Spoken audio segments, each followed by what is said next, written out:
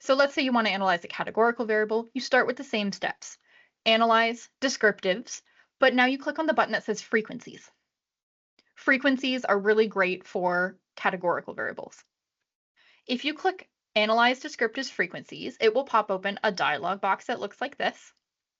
And again, I've left the link at the top of the screen here for you if you wanted to go to the SPSS LibGuide to get some more information about this.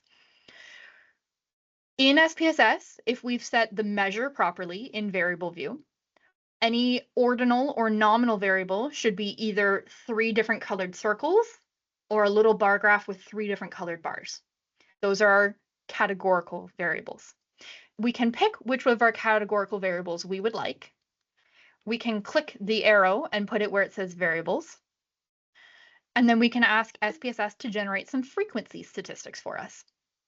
You can also click some buttons. For example, there's a chart button here where you can ask it to generate a plot for you. So if you wanted to look at what this data looks like, in this case, we've selected a bar chart, you can say, I want to look at the gender variable, show me a bar chart of this. You would then say continue, okay? And you will get some information output in your output window. So this is what this part looks like. Frequencies, again, work best for categorical data, so those buckets of information.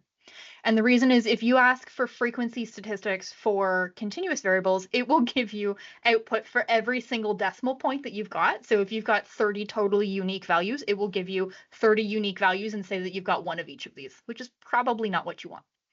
But this is great for categorical data. So it will tell you again, n, so your number of observations. How many observations do you have in this variable?